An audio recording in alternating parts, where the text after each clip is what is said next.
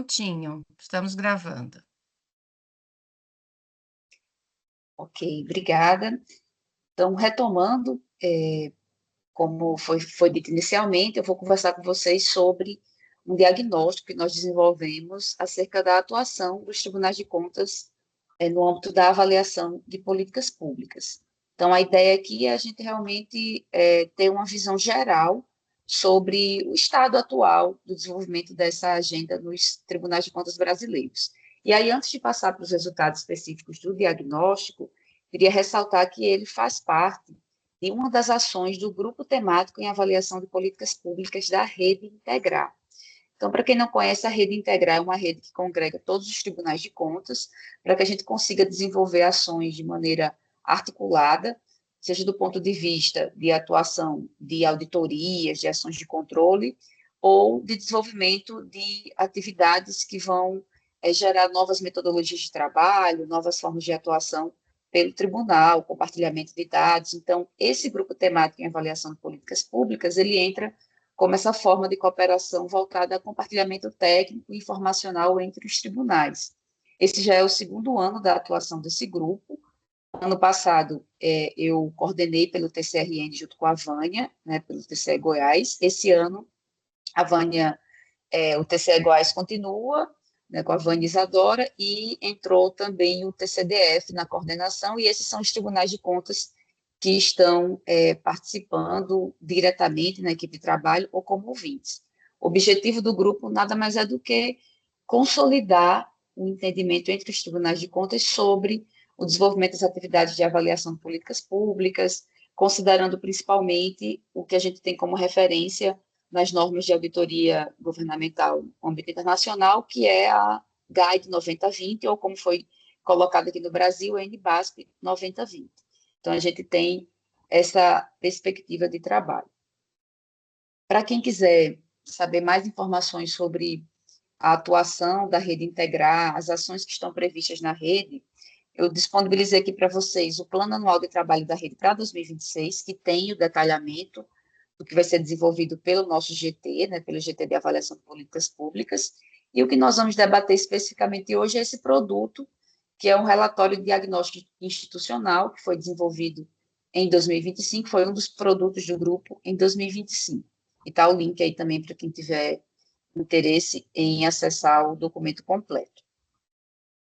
Bom, pessoal, começando aqui a falar diretamente sobre o diagnóstico, a nossa ideia com esse primeiro produto de diagnóstico era saber mesmo como que os tribunais estão estruturados ou se estruturando para atuar em avaliação de políticas públicas. Então, nós conseguimos o posicionamento institucional dos 33 tribunais de contas, todos responderam. O questionário foi composto por 24 questões divididas em 5 blocos, que aí eu vou condensar aqui para vocês nessa apresentação, e a coleta se deu entre outubro e novembro de 2025. Então, a ideia aqui não é só a gente fazer uma lista, né, de coisas que os tribunais estão fazendo, ou dos produtos que já existem, mas é identificar mesmo um caminho para que a gente possa perseguir do ponto de vista de rede de controle, do ponto de vista de atores que podem colaborar com a avaliação de políticas públicas no Brasil. E a gente quer fazer isso de forma que a gente consiga institucionalizar a prática de avaliação no âmbito dos tribunais de contas. Então, esse foi um primeiro diagnóstico de outros produtos que estão programados para o nosso grupo. Esse ano, por exemplo, a gente pretende fazer um foco na percepção dos auditores e não na resposta institucional de cada tribunal. Então, em breve, a gente vai ter mais material para debater sobre esse aspecto. Dividi aqui em 2 blocos, basicamente, sobre estrutura organizacional.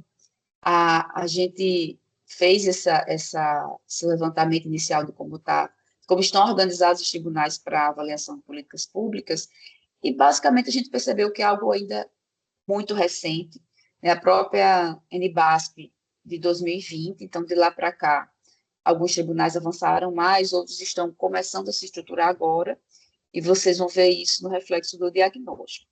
Então, de uma maneira geral, a gente questionou os tribunais se eles tinham alguma área responsável pelas fiscalizações relacionadas a políticas públicas. E aí a gente tem 30% dos tribunais com uma área específica para avaliação de políticas públicas, mas tem outra parcela igual, outros 30%, que tem áreas temáticas, ou seja, não é uma área específica de avaliação de políticas públicas, mas que trabalha com especialização em temas de políticas públicas. Então, a gente tem parte desses tribunais como, por exemplo, lá no TCRN, uma diretoria de avaliação de políticas públicas, e a gente tem outros tribunais que segmentam por áreas de atuação, como uma área específica para a saúde, outra para a educação. E a gente também tem outros tribunais de contas que têm áreas para auditoria operacional ou para outros tipos de trabalho e que lidam também com políticas públicas. Então, essa estrutura ainda está se desenhando e ela já apresenta essa diversidade. Uma outra coisa interessante da gente perceber aqui também é que, mesmo esses tribunais que têm, né, os 10 tribunais que têm áreas específicas para avaliação de políticas públicas, com essa finalidade específica, isso é muito recente. Em média, tem 3 anos e meio de existência, e 3 delas foram criadas só em 2025. 2025 para cá, né? Inclusive a do TCRN. Sobre como os instrumentos de planejamento dos tribunais têm enxergado essa questão da avaliação de políticas públicas, a gente também identificou que 90% dos tribunais, eles têm, aliás, 69% dos tribunais têm diretrizes de priorização em algum instrumento institucional do planejamento, dos quais 90% são em planejamentos de fiscalização. Tem mais 50% ali em outros planos institucionais e 60% em planejamento estratégico. Traduzindo isso, a gente percebe que ainda a priorização, as diretrizes de priorização para avaliação de políticas públicas, elas ainda estão em instrumentos muito de natureza tática, de curto e médio prazo, e que no plano mais estratégico isso ainda está se consolidando nos tribunais de contas. Sobre normatização específica relacionada à avaliação de políticas públicas, a maioria dos tribunais ainda não tem uma norma interna, uma resolução, uma instrução específica que regulamente internamente como o tribunal vai desenvolver a avaliação de políticas públicas. E por que isso é importante? A gente tem uma diretriz internacional, que é a NBASP, a Guide 9020, que diz ali parâmetros gerais, recomendações de boas práticas de como atuar em relação às políticas públicas. Mas a gente tem, dentro de cada Tribunal de Contas, um fluxo de trabalho, de auditoria, e também um fluxo processual que requer uma normatização interna para que a gente tenha segurança jurídica das decisões, para que os gestores se sintam confortáveis em relação ao fluxo que vai ser adotado, que tenha transparência e clareza com relação a isso. Então, a gente ainda está avançando nessa área, tem aí um quarto dos tribunais que tem uma regulamentação específica, outros estão regulamentando ainda de forma indireta, e aqui um ponto interessante é que uma parte desses tribunais que apontaram no diagnóstico que tem uma regulamentação específica, eles, na verdade, regulamentam auditoria operacional e entendem que isso seria suficiente para a questão da avaliação de políticas públicas, porque a auditoria operacional é a nossa modalidade de auditoria de avaliação de desempenho, né, de programas governamentais. Então, existe aí um entendimento de que isso já seria suficiente. Esse é o conjunto de normas que a gente tem. Sobre a atuação específica, né, dos tribunais em políticas públicas, a gente percebe que existe um avanço, existem tribunais que já estão atuando de maneira muito mais, digamos assim, assertiva nessa área, mas alguns ainda estão caminhando pelo caminho da auditoria operacional como uma área que vai abrir portas para fortalecer a avaliação de políticas públicas. E aí, sobre isso, eu queria fazer uma ressalva em relação ao que traz a NBAS 9020, porque a gente tem na 9020 vários objetivos da avaliação de políticas públicas. E como vocês podem ver aí, a norma traz objetivos que são bastante amplos, né? Vão desde de fortalecimento de planejamento, de eficiência, de accountability, a parte de execução, a produção de conhecimento dentro de uma perspectiva de políticas informadas por evidências, e o fortalecimento institucional, de desenvolver capacidades para que os participantes, os gestores, as redes possam melhorar as políticas públicas. Então, nós entendemos esse diagnóstico que todas as ações que os tribunais desenvolvem, não apenas a avaliação específica de uma política pública, mas todas as ações que colaborem para esses objetivos estão dentro dessa agenda que a NBAS 9020 propõe. Em termos de áreas de análise, né, a norma também traz um processo de avaliação que contempla essas dimensões. A gente tem, em azul mais escuro, dimensões que são relacionadas à auditoria operacional também, a economicidade, eficiência e efetividade, aqui dentro do conceito de efetividade, incluindo a eficácia, e como áreas específicas de avaliação de políticas públicas, a relevância, nessa perspectiva de entender se as necessidades da sociedade estão sendo atendidas pelo objetivo, né, desenhado da política pública, e a utilidade, se de fato a gente conseguiu gerar essa transformação social, avaliando impactos socioeconômicos, pensando naquilo que é intencional, não intencional, para saber se a política de fato foi vantajosa. Então, o escopo, digamos assim, da nossa avaliação passa por essas dimensões do que a norma chama de processo de avaliação. Então, de maneira geral, a ideia era que vocês entendessem os principais objetivos da 9020 na agenda de avaliação dos tribunais e essas dimensões de análise. Dito isso, o que a gente identificou diretamente no nosso diagnóstico? Primeiro que os instrumentos utilizados hoje pelos tribunais de contas para desenvolver essas práticas de avaliação ainda se concentram muito em auditorias operacionais. Então, 97% dos tribunais atuam ou informaram atuar por meio de auditorias operacionais nos processos de avaliação do que se considera avaliação de alguma política pública. Mas aí também tem vários outros instrumentos que estão em uso, inclusive instrumentos de produção de conhecimento e de monitoramento. Então, a gente tem aí um percentual interessante aqui de monitoramento, de observatórios de políticas públicas, assim como a gente tem muita produção de conhecimento por meio desse instrumento chamado levantamento e também por meio das sínteses de evidência e estudos temáticos específicos. Então, essas áreas aqui de síntese de evidências, de levantamentos, vão muito na linha de produção de conhecimento para poder informar melhores decisões dos nossos gestores de políticas públicas. Certo? Então, mas a gente ainda tem uma perspectiva nos tribunais de contas mais focada na auditoria operacional, que é um instrumento já consolidado entre os tribunais de contas brasileiros. Com relação às dimensões analisadas, a gente perguntou quais dessas dimensões são abordadas nos trabalhos, né? E dá para ver que todas elas, em alguma medida, algum tribunal se posicionou como que já abordou, mas o centro maior está aí na conformidade, no sentido de saber se aquela política está aderente às normas, aos planos e objetivos que ela traçou, a resultados mais relacionados à eficácia mesmo da política e ao processo de implementação e execução, que são áreas tradicionalmente já tratadas também em auditorias operacionais.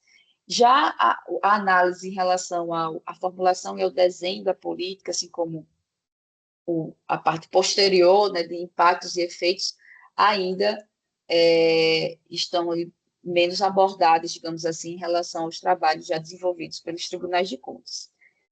Nesse mesmo contexto, se a gente perguntar sobre aqueles aspectos que a NBAS 9020 traz, dá para ver que todos eles têm algum percentual de atuação dos tribunais, mas a parte de relevância e de utilidade, que são as duas partes específicas da avaliação de políticas públicas, tem um percentual menor de abordagem nos trabalhos que os tribunais desenvolveram até o momento.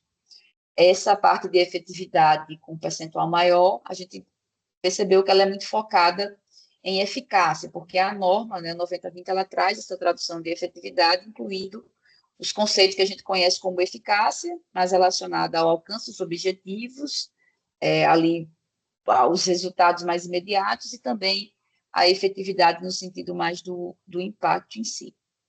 Então, a ideia é que hoje a gente tem avançado mais em dimensões que já eram tratadas nas auditorias operacionais. Com relação às áreas que os tribunais têm atuado em políticas públicas, praticamente todos já desenvolveram algum trabalho em educação, né? Apenas um tribunal não posicionou o desenvolvimento de um trabalho de avaliação em políticas de educação, mas 32 apontaram que sim.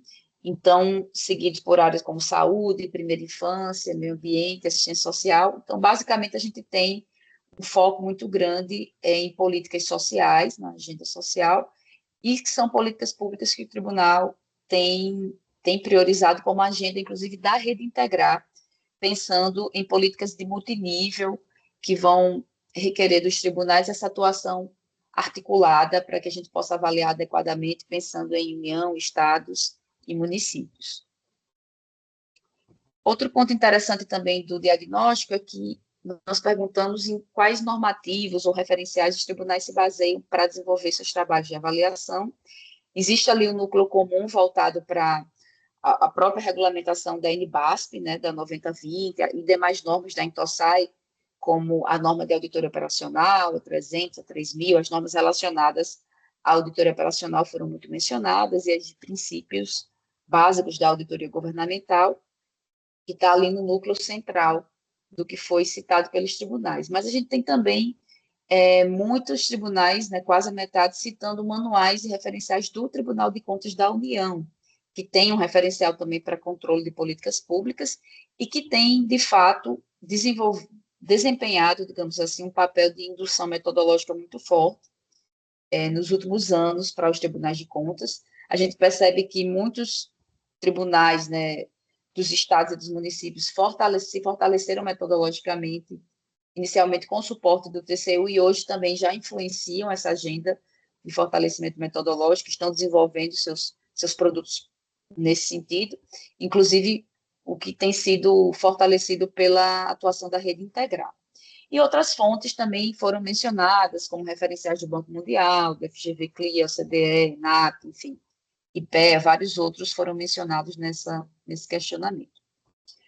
Com relação aos principais desafios apontados pelos tribunais, eles foram divididos em 4 blocos. O principal deles diz respeito à capacidade institucional interna dos tribunais, e aqui tem a ver com ter equipes suficientes para desenvolver trabalhos de avaliação, ter equipes com a formação técnica necessária para isso, e aí já casa com um segundo bloco que diz respeito a aspectos metodológicos, principalmente quando a gente olha para a parte de utilidade, né, em como a gente consegue trabalhar com mensuração, com avaliação de impacto. Então, são desafios que os tribunais ainda estão se fortalecendo para enfrentar. Relacionamento e governança externa, isso aí com os gestores, com os jurisdicionados. Foi colocado também a dificuldade de lidar, muitas vezes, com as capacidades estatais insuficientes, a baixa maturidade dos gestores em relação ao ciclo de políticas públicas, que isso compromete, muitas vezes, o processo de avaliação em si. E ainda um forte aspecto de insuficiência e baixa qualidade de dados, que quem trabalha com pesquisa também passa por isso, sabe do que a gente está falando. Também foi mencionado nessa questão do relacionamento da governança externa e também pensando na parte interna do tribunal, o aspecto da cultura, que ainda é muito forte, da cultura do tribunal mais de legalidade, de buscar irregularidades, a cultura punitiva. Então, existe uma resistência interna e externa, muitas vezes, quando a gente fala em avaliar políticas públicas para gerar informação para que os gestores tomem melhores decisões, sem que isso esteja associado a, por exemplo, uma sanção, um julgamento, uma reprovação, quando, na verdade, a gente quer informar tanto os gestores como a sociedade sobre a utilidade daquela política em si, com foco no seu aperfeiçoamento. Então, o desafio ele é institucional, mas também é cultural e de relacionamento.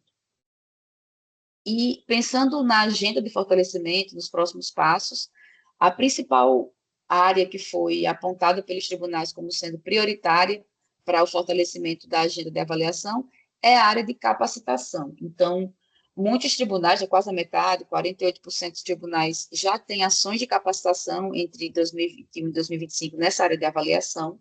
Inclusive, 30% desenvolveu parcerias, né, como a que nós temos aqui do TCE Espírito Santo, com CLIA e outras parcerias que foram desenvolvidas com esse foco, mas ainda se sente muita falta de uma agenda continuada de capacitação para todos os tribunais, e esse diagnóstico apontou 5 eixos aí de capacitação: fundamentos e evidências, então com foco na norma 9020, no ciclo de avaliação, em políticas informadas por evidências, métodos e ferramentas, desde teoria da mudança, métodos quantitativos, qualitativos de avaliação, construção do problema, a análise de dados e tecnologia aplicada, construção de indicadores, temas setoriais, então, se a gente vai avaliar a saúde, entender toda a regulamentação da saúde, funcionamento do SUS, assim como para todas as outras áreas e planejamento governamental, e desenvolver também capacidades relativas à comunicação e uso, né, de evidências, como sintetizar achados, como desenvolver engajamento dos gestores, articulação, consensualismo, para que a gente tenha efetividade no uso da informação que é gerada nessas avaliações. Então, para concluir, as lições aprendidas que foram destacadas no diagnóstico têm a ver com a necessidade de avançar gradualmente na agenda de avaliação dos tribunais, passando pela auditoria operacional como importante etapa para que a gente possa ganhar maturidade e incluindo instrumentos específicos de avaliação de políticas públicas, relacionamento com jurisdicionados com foco no diálogo, na postura pedagógica, para vencer aquela cultura e aquela resistência em relação à parceria, à cooperação com o tribunal no aperfeiçoamento da política pública, e focar sempre em valor público, em transparência, em linguagem cidadã, em fazer com que o controle externo alcance, de fato, a sua contribuição no fortalecimento da contabilidade democrática. Em síntese, pessoal, nós entendemos que a gente precisa gerar aprendizagem institucional para melhorar a nossa postura de avaliação, com independência, mas sempre focado na utilidade social desses trabalhos. É isso, são informações gerais aqui do tempo que a gente tinha sobre o diagnóstico, mas o documento está à disposição e eu fico também à disposição para conversar com todos vocês sobre isso. Deixo aí os meus contatos, tanto do tribunal como da UFRN. O link é o grupo de pesquisa que eu faço parte do UFRN, que a gente foca em avaliação de políticas públicas, então fiquem à vontade também para visitar a página e trocar ideias também sobre essa agenda de pesquisa. Obrigada.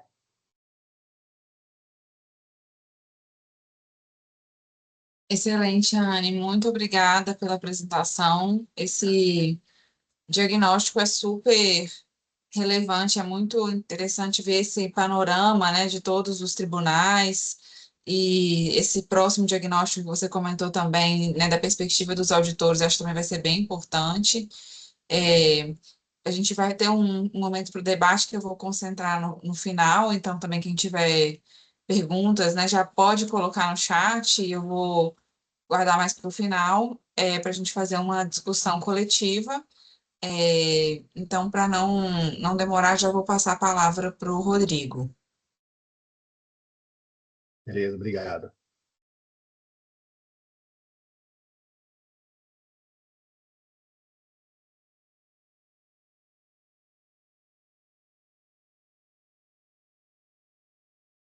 Vocês estão conseguindo ver a apresentação? Sim. Beleza. Bom, boa noite, né? Meu nome é Rodrigo, sou auditor de controle externo do Tribunal de Contas do Estado do Espírito Santo, e eu vou buscar hoje apresentar essa experiência, né? A primeira experiência do Tribunal de Contas do Estado do Espírito Santo na área de avaliação de política pública, que teve como objeto o programa chamado Ser Dia. O objetivo é apresentar para vocês aqui o aprendizado institucional decorrente dessa prática, né? Com ênfase na construção de capacidades avaliativas aí no âmbito das instituições de controle externo. Antes de entrar especificamente, né, nesse contexto, eu achei importante apresentar aqui um comparativo de auditoria operacional ou de resultado, né, com a avaliação de política pública. Eu até encontrei alguns artigos que tratam sobre isso, né, mas eu achei interessante trazer esse, que traz essa síntese aqui, de dois pesquisadores chamados Luiz Viana e José Carpinteiro, que eles são, o primeiro é professor da Universidade de Lisboa, e o segundo é auditor do Tribunal de Contas de Portugal, né? Essa comparação, então, achei que ela é interessante, porque ela tem as duas visões, né? Tanto da academia, aí, quanto da parte prática.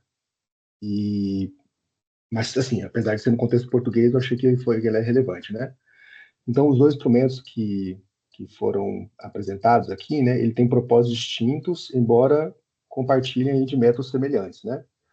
O que ele trouxe de destaque aqui na perspectiva, o foco dele é diferente, né? Da avaliação, ele trouxe que seria um foco na concepção da política, enquanto na auditoria operacional, o foco é na administração da política. A avaliação, né, como a Anne já disse, ela avança, né, além dos três S, né? Ela olha para a relevância e utilidade, para as consequências também não previstas da política. E a auditoria operacional ela fica mais restrita a essa análise dos 3Es, né? A diferença do objeto é que na auditoria, segundo os autores, além de olhar a política ou o programa em si, ele também pode se analisar a própria entidade. Um ponto que eu achei importante aqui destacar é da independência. Na avaliação, os autores trazem que a entidade que realiza a avaliação, geralmente, elas têm uma certa dependência do poder político, porque são eles que demandam essa avaliação para essa entidade que faz que é avaliadora, né?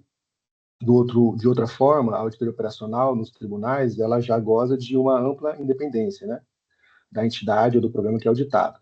E outra parte relevante é que, enquanto a auditoria operacional, o objeto ele é escolhido, né, exclusivamente pelo tribunal, na avaliação de política pública, geralmente o que se quer responder, né, ela é demandada pela entidade que está sendo avaliada. Outro ponto que ele traz de diferença é em relação à metodologia, né? Na avaliação de política pública, é uma metodologia mais explicativa, orientada a encontrar as causas, né, o porquê daquele programa, né, os porquês, e, de outra forma, a auditoria operacional ela está mais dedicada a uma análise descritiva, né, estabelecendo os fatos, né, o quê. E, por fim, ele destaca os destinatários, onde, na avaliação, geralmente, ele é o próprio governo, né, ou a entidade que solicitou essa avaliação, e a auditoria operacional, ela é um pouco mais diversa, ela tem como público-alvo também o público geral, o Poder Legislativo, quando é ele que faz a demanda, né, da auditoria, e o governo, né, no caso do Poder Executivo, mas como quem tem que tomar ali as medidas para poder sanar aqueles eventualmente o que foi identificado, né, de problema. Então, aqui na prática, a avaliação e a auditoria, elas são complementares, não concorrentes, né? Então, o desafio consiste em saber quando e em que situação utilizar cada uma delas. Então, por que o tribunal decidiu realizar uma avaliação de política pública, né? A atuação do Tribunal de Contas, aqui do Espírito Santo, vem se ampliando no sentido de fortalecer controles orientados a resultados, complementando a verificação tradicionais de legalidade e desempenho. O tribunal já realiza, né, auditorias operacionais que analisam aquelas dimensões tratadas até aqui, e com a avaliação, né, a gente busca avançar nessas dimensões, especialmente a relevância, mas também a utilidade.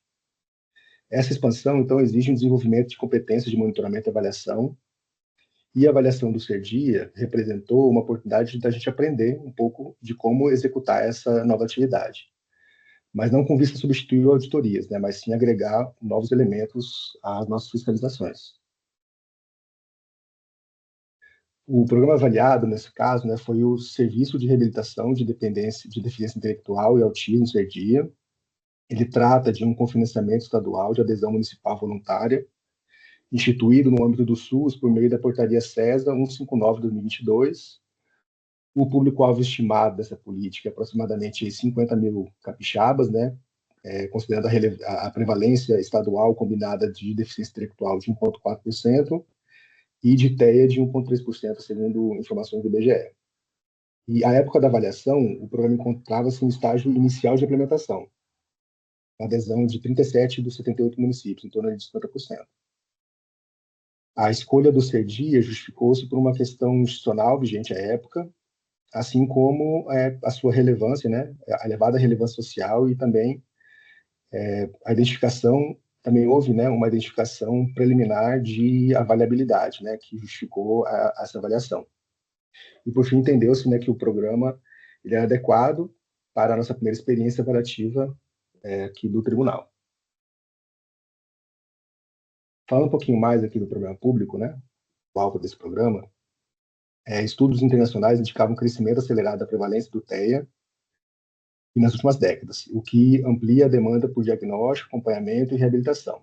A gente verificou aqui no caso do Espírito Santo algumas formas de olhar, né, como é que está crescendo isso, foi a gente identificar que de um ano para o outro, né, de 23 para 24, as matrículas de educação especial, especificamente do TEA, aumentaram quase 40%, que é um crescimento bem considerável. E com o aumento da procura do serviço especializado de saúde, também verificou-se uma insuficiência de profissionais e longas filas de espera para especialidades como neurologia e psiquiatria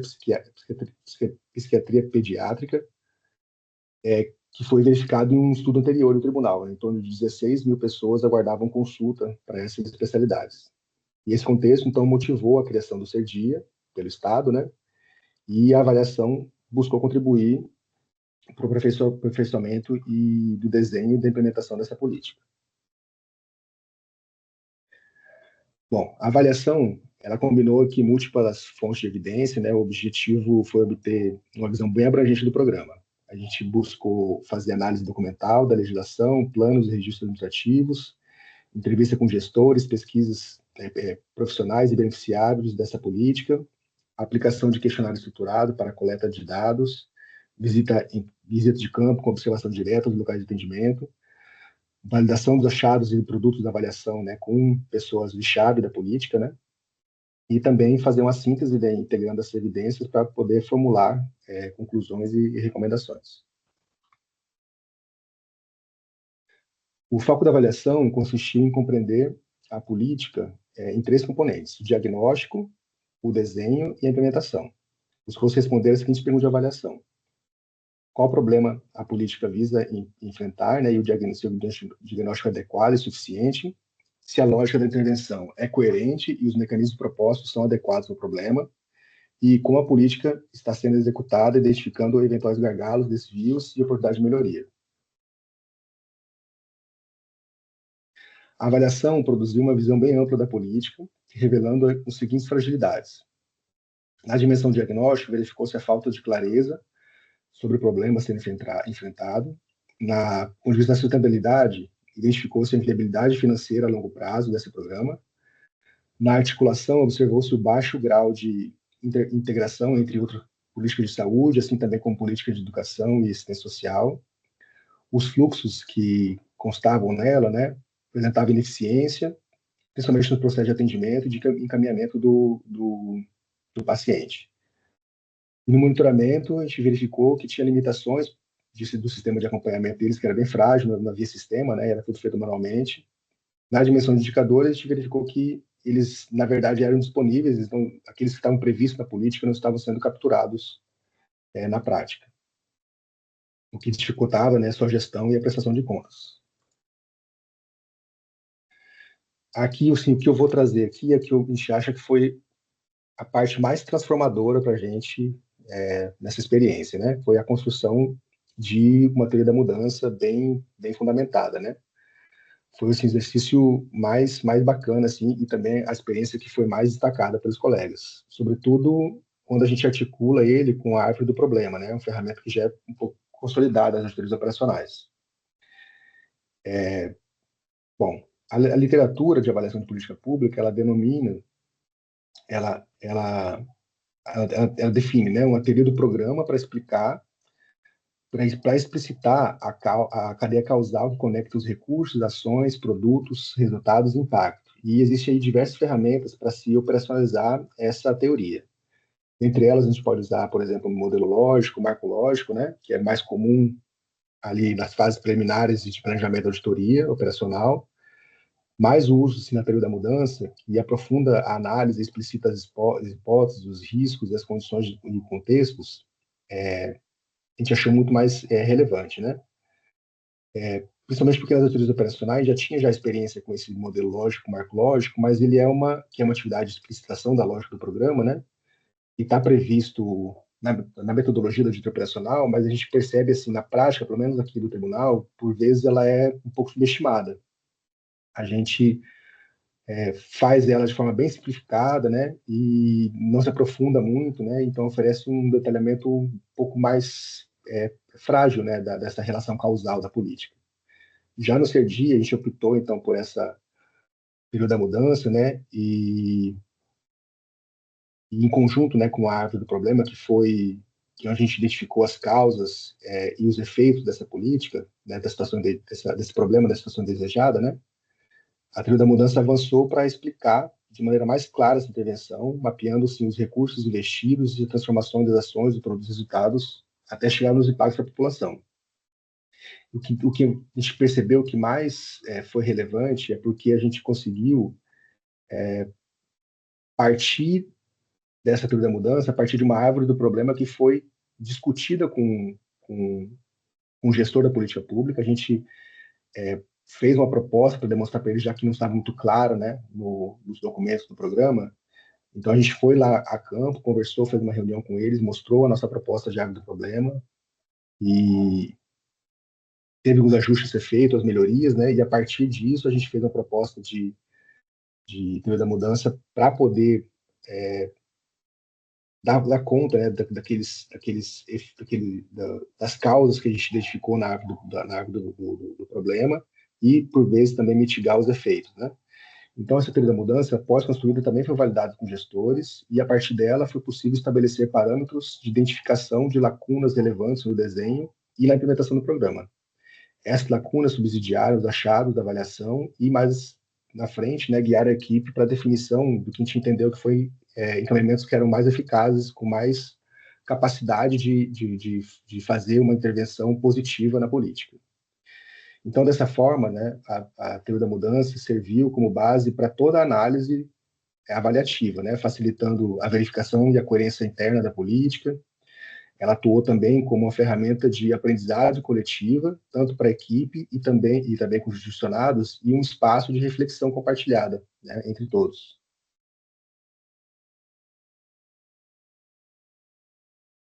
Aqui eu trago para vocês alguns aprendizados que a gente julgou que foram mais relevantes, né? Primeiro, como falei, a própria teoria da mudança como instrumento orientador, né, dessa prática, na explicitação dessa lógica da política e avaliar, porque com isso, né, a avaliação ela ganha uma profundidade, uma direção muito mais clara. Segundo, o diálogo com gestores, né, na escuta ativa dos atores envolvidos, enriqueceu bastante a análise e conferiu uma certa legitimidade nas conclusões que foram levadas deles depois. O terceiro, a gente, né, já tinha esse conhecimento, mas ficou muito destacada a importância dos indicadores serem bem construídos, inclusive no período pré-concepção da política, né, eles existirem para que seja possível fazer um desenho assim, mais bem ajustado da política, né? O quarto, é importante a gente fazer a distinção de verificação de uma política e da compreensão dela, né? A avaliação, ela busca explicar, interpretar as causas, e não somente constatar o funcionamento adequado ou inadequado da política.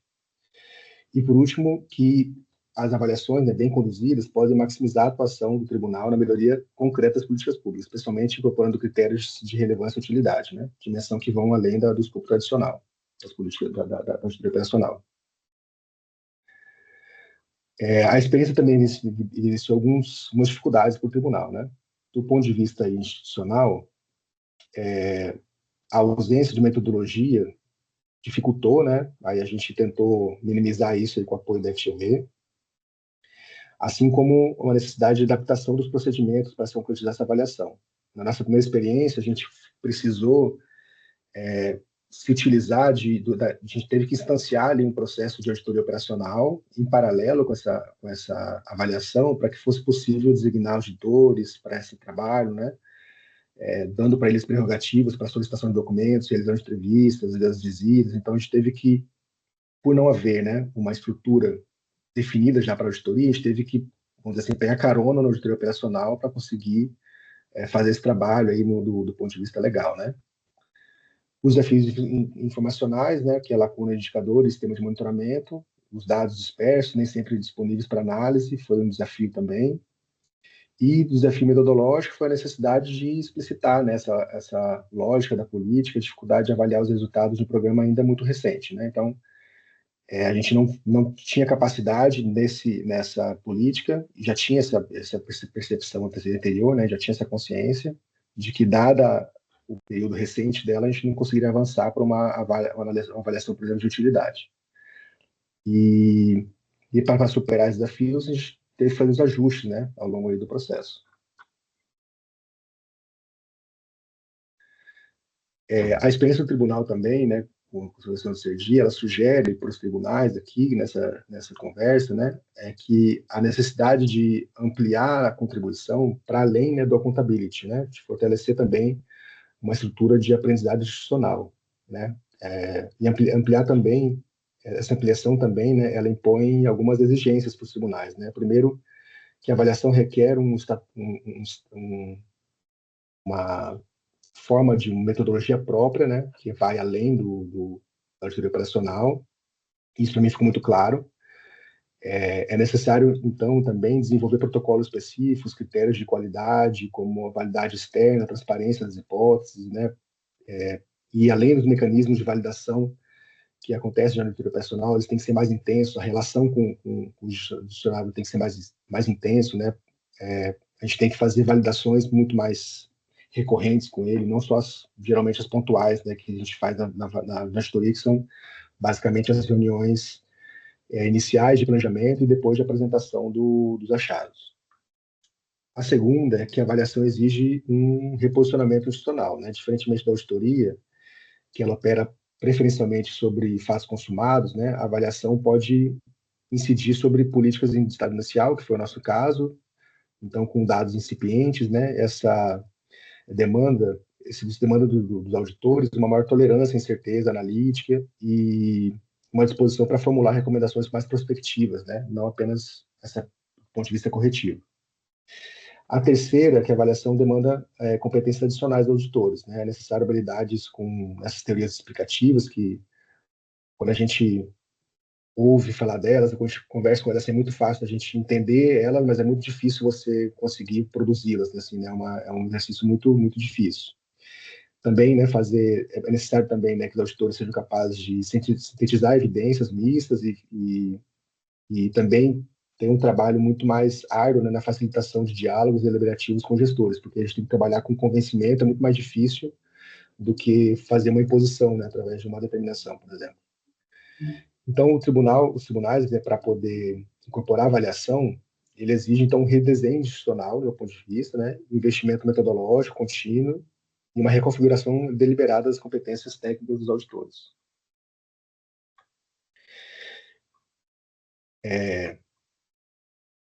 Passou aqui?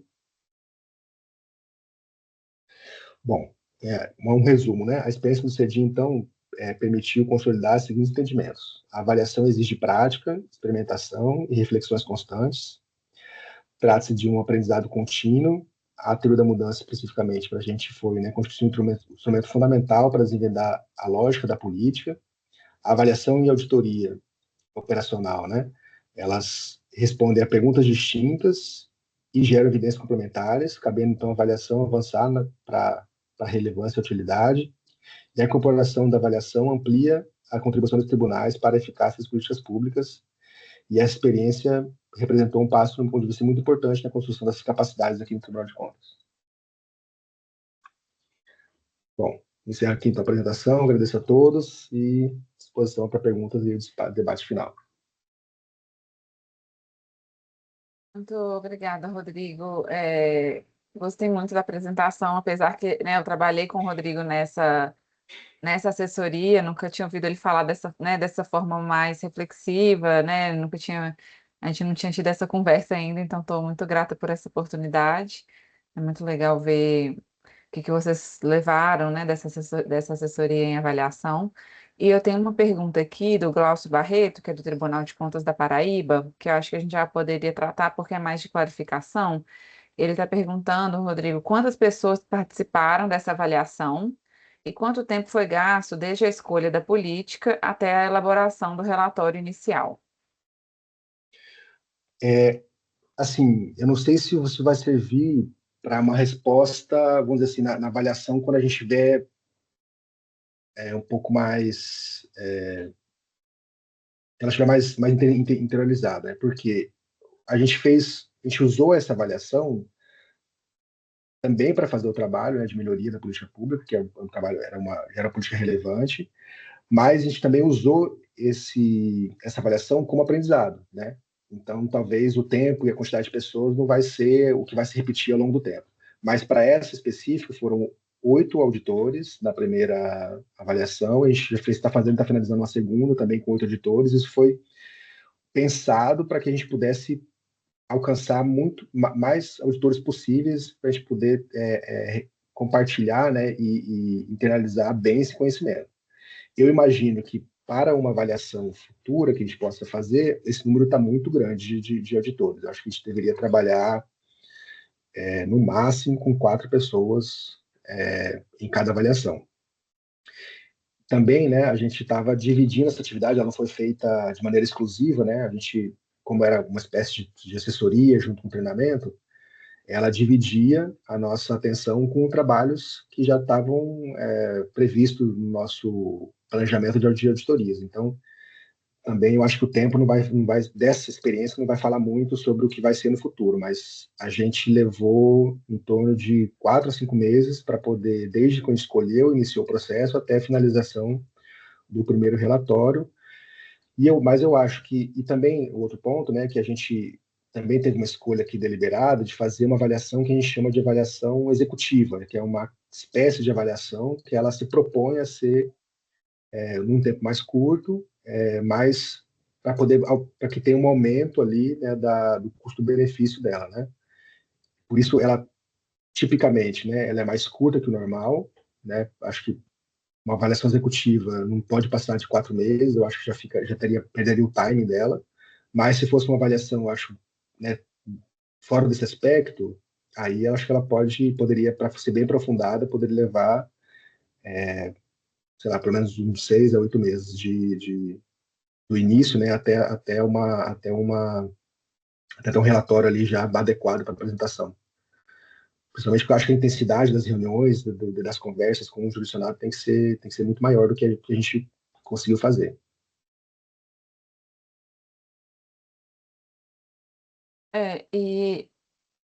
Mas assim, é importante você destacar esse aspecto, né, que foi um processo de treinamento também, né, que a gente acabou envolvendo mais pessoas por causa dessa questão do aprendizado. Aí ele está comentando aqui, o Glaucio, que está começando esse tipo de avaliação, Qual no que é Tribunal de Contas da o Glauber? Paraíba, Paraíba.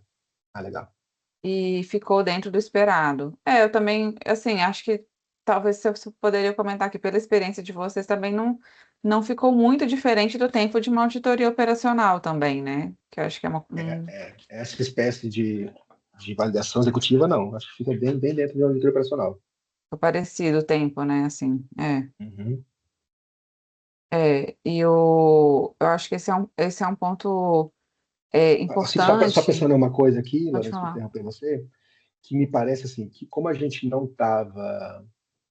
foi olhar para o impacto, para o resultado, eu acho que talvez possa demandar aí um tempo diferente. Essa avaliação que a gente olha para diagnóstico, que é um estudo um pouco também de literatura, né, e documentação, um pouco também misto com as entrevistas, eu acho que tem tem esse tempo parecido com a auditoria operacional mesmo. E também teve um comentário aqui na parte de perguntas e respostas, que eu não sei se eu vou pronunciar errado, se é Simoni o nome, perguntando para explicar melhor como foi a participação nossa, né, da FGV CLI na construção da metodologia, como vocês fizeram essa parceria e utilizaram a informação no relatório. Bom, a gente tem um contrato, né, com a FGV, um contrato de uma parceria com eles, que previa algumas frentes de trabalho, e uma delas era assessoria para avaliação de políticas públicas, né, que é uma frente de trabalho interna para o tribunal para que a gente possa maximizar e aumentar nossas capacidades avaliativas. Então, a gente teve uma conversa anterior com eles, a gente estabeleceu um convênio, né, com a FGV CLIA, onde eles propuseram para a gente a metodologia de trabalho, né, através dessa assessoria, e a gente praticava ela, né, e adaptava para nossa rotina. E a gente especificamente para essa avaliação, né, como eu tinha dito, a gente precisou usar um instrumento acessório, nesse caso, né, uma estrutura operacional, para poder fazer a designação dos auditores, para que eles tivessem a prerrogativa de fazer a solicitação de documentos, né, e trabalhar naquele tema, né, de um ponto de vista ali legal. E a gente fez então um paralelo de uma auditoria operacional no mesmo objeto. Então a gente produziu 2 relatórios ao mesmo tempo, em paralelo, né? A gente fez questões de auditoria, um pouco mais ali do ponto de vista da verificação se aquilo que estava previsto nas portarias e na lei estava sendo executado, e uma avaliação de política pública mais com uma perspectiva de olhar o desenho, olhar se o diagnóstico estava adequado, se a intervenção proposta estava sendo bem explicitada, né, se estava fazendo sentido essa lógica do programa deles. E a gente produziu no fluxo processual da auditoria operacional um apêndice do nosso relatório de auditoria operacional, foi o relatório de avaliação. Só que ele não tá estabelecido processualmente no tribunal, então ele não tem força vinculante, né? As recomendações que a gente colocou lá não foram julgadas pelo corpo deliberativo do tribunal, né? Foi apenas julgado ali as recomendações e determinações que foram no âmbito da auditoria operacional. Mas a gente buscou falar ali, explicar isso para os nossos jurisdicionados, e as recomendações que estavam contempladas no relatório de avaliação estão sendo introduzidas por ele, mas não por uma via de obrigatoriedade, mas por uma via de convencimento, que foi o resultado desse processo junto com eles.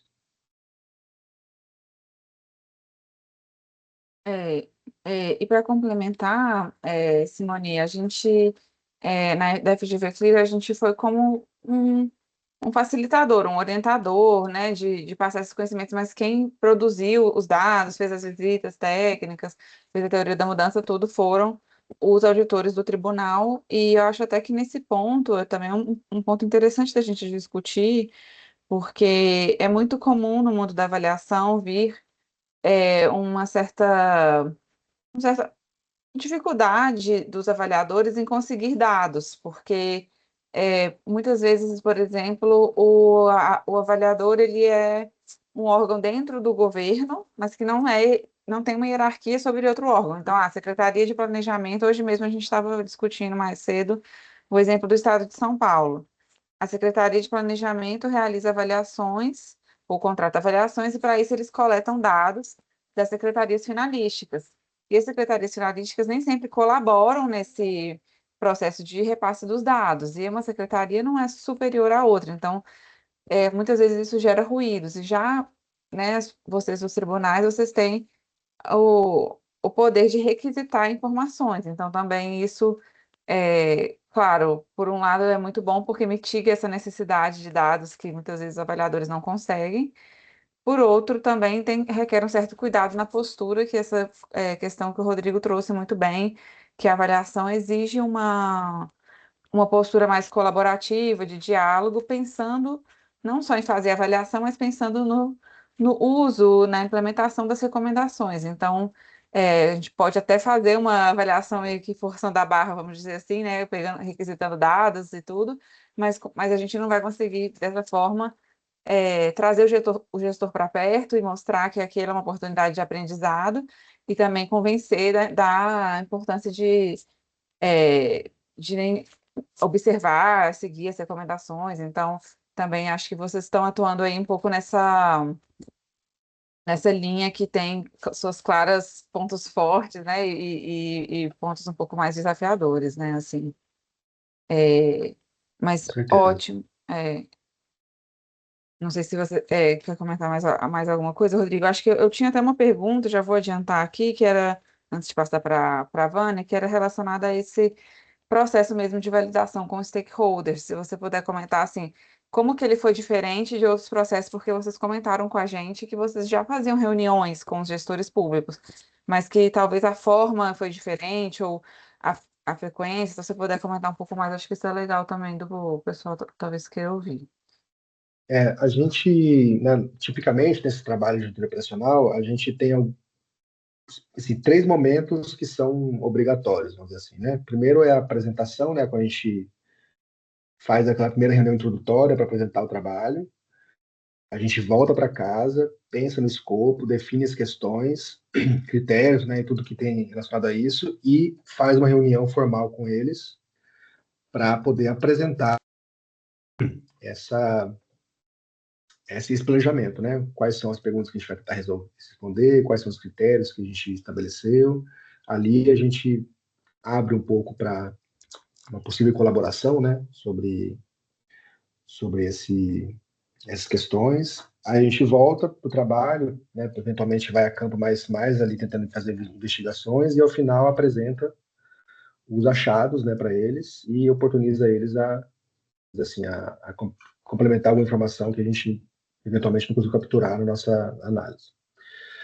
O que eu vou, assim, vou até fazer também uma autocrítica aqui relacionada ao trabalho. Eu gostaria que a gente tivesse feito mais trabalho a campo, né, mais conversas com ele, especialmente do ponto de vista do diagnóstico e do desenho, na construção desses dois produtos, né, que são super relevantes, né, que é a definição da árvore do problema e a definição da teoria da mudança relativa, relativa a ela, né?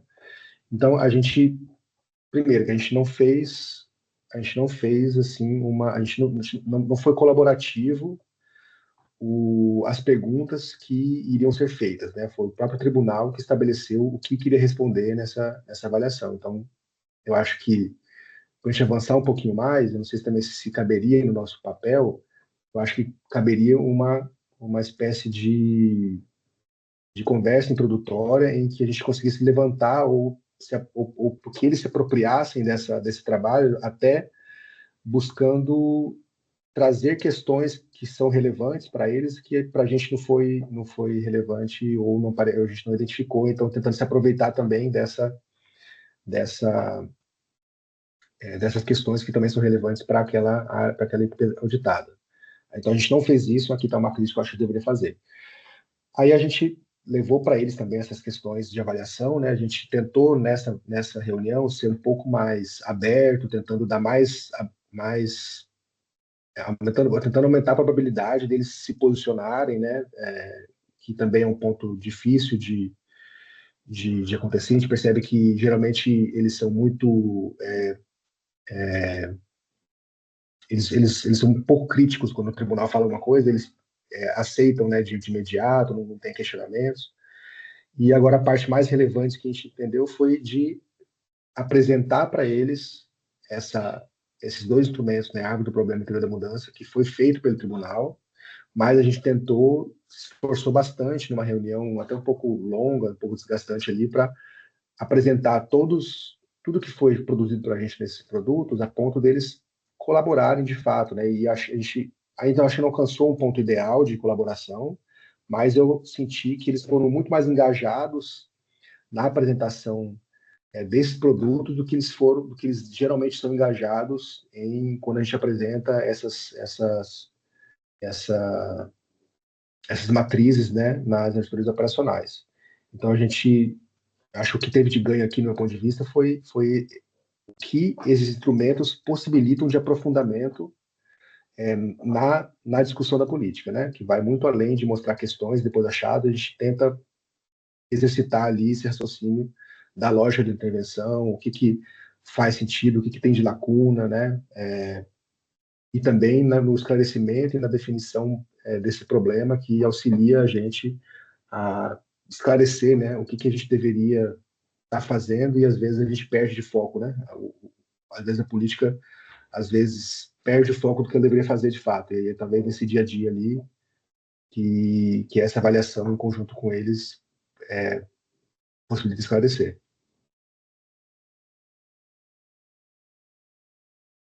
Bacana, Rodrigo. Obrigada por compartilhar essas reflexões.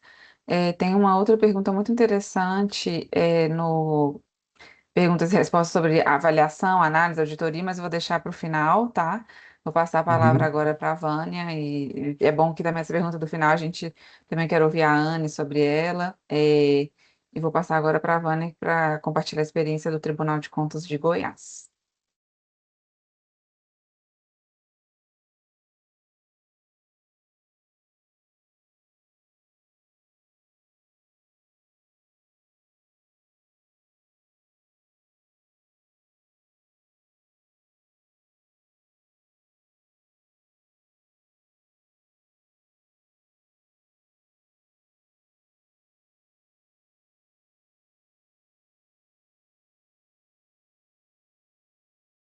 Vânia, acho que não tá ouvindo você, Vânia.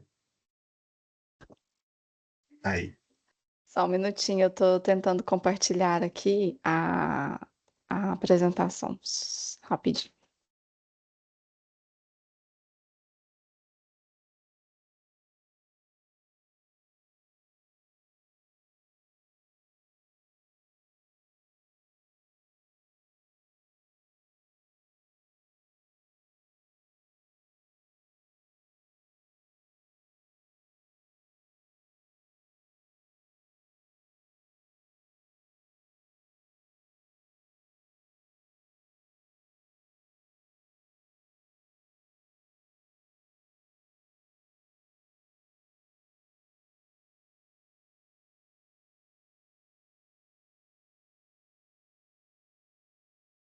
Não compartilhou, né?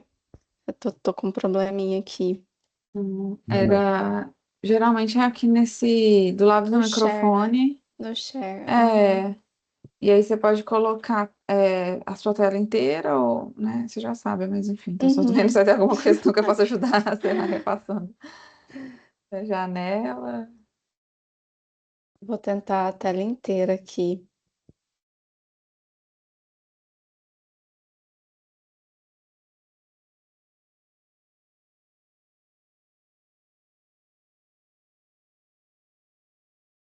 Só um minutinho, gente. Lorena, você quer fazer a pergunta? E aí, enquanto eu tento aqui, eu vou Sim. tentando compartilhar para não atrasar muito. Tranquilo, eu só estava vendo se tinha alguma questão de participação aqui do status, mas acho que não. Acho que sou eu mesmo o problema, mas eu já vou descobrir aqui o que está acontecendo com a minha apresentação. Já retorno. Tá bem. Anne, a gente tinha uma pergunta aqui no chat em relação à diferenciação conceitual de avaliação de políticas públicas e auditoria, que foi falado, a avaliação faz parte do ciclo da política pública. Será que o termo análise de política pública não seja mais amplo e se aproxima mais da análise do controle externo sobre a política pública? Assim, não é uma pergunta, claro, que a gente vai resolver aqui agora, é um grande debate conceitual, mas eu acho que todos temos um pouco a contribuir em relação a isso.